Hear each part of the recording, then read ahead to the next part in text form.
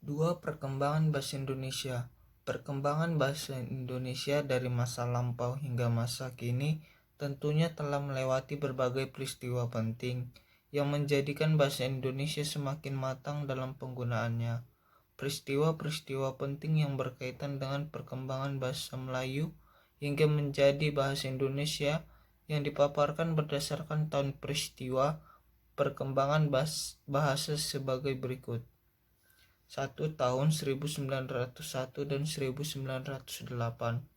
1901, sebuah ejaan resmi dalam bahasa Melayu disusun oleh C.H.A. van Opsem dalam kitab Logat Melayu, yang kemudian pemerintah mendirikan Komisi for the Volkstur atau Taman Bacaan Rakyat, sebuah penerbit buku-buku bacaan pada tahun 1908.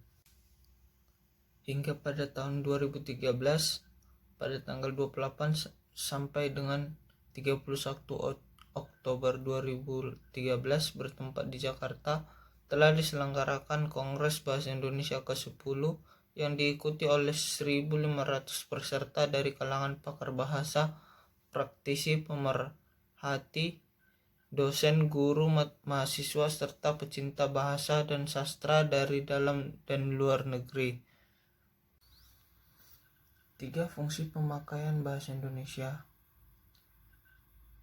Oleh Halide Mikael yang menemukan 7 fungsi bahasa, diantaranya sebagai instrumental, representasional, regulasi, interaksional, personal, heuristik, dan imajinatif. Sedikit berbeda dengan Halide Mikael, Lyons mengemukakan 3 fungsi bahasa, yaitu deskriptif, ekspresif, dan sosial.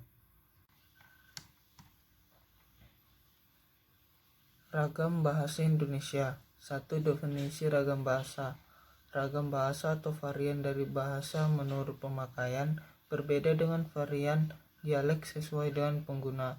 Variasi yang dimaksud bisa saja dialek, aksen, laras, gaya, atau berbagai sosiolinguistik lainnya yang termasuk varian standar bahasa itu sendiri. Berdasarkan situasi pemakaiannya, ragam bahasa terdiri atas 3 bagian, yaitu ragam bahasa formal, ragam bahasa semi-formal, dan ragam bahasa non-formal. Klasifikasi ragam bahasa.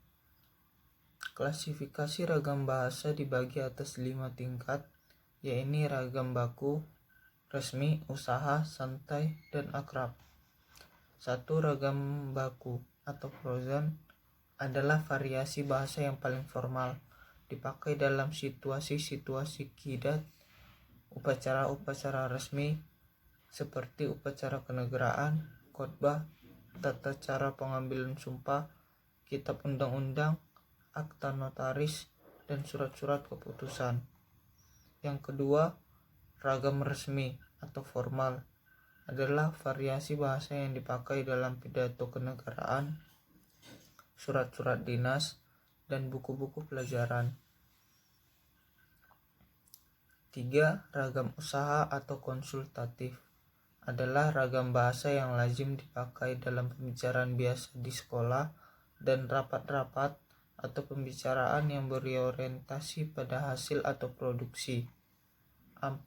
Ragam santai atau kasual adalah ragam bahasa yang biasa dipakai dalam situasi yang tidak resmi untuk berbincang-bincang dengan keluarga atau teman akrab, berolahraga, rekreasi, dan sebagainya. Yang kelima, ragam akrab atau intimate adalah variasi bahasa yang dipakai para penutur yang hubungannya akrab, seperti antar anggota keluarga, antar teman karib. 3. Laras bahasa.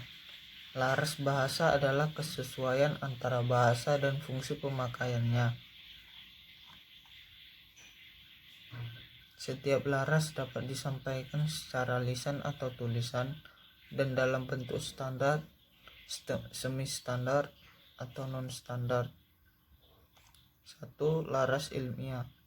Sebuah karya tulis ilmiah merupakan hasil rangkaian gagasan yang merupakan hasil pemikiran, fakta, peristiwa, gejala, dan pendapat. 2. Laras bahasa keilmuan. Dalam berkomunikasi perlu diperhatikan kaidah-kaidah berbahasa, baik yang berkaitan kebenaran kaidah pemakaian bahasa sesuai dengan konteks situasi, kondisi, dan sosio budayanya. 3. Laras ilmiah populer. Laras ilmiah populer merupakan sebuah tulisan yang bersifat ilmiah tetapi diungkapkan dengan cara penuturan yang mudah dimengerti.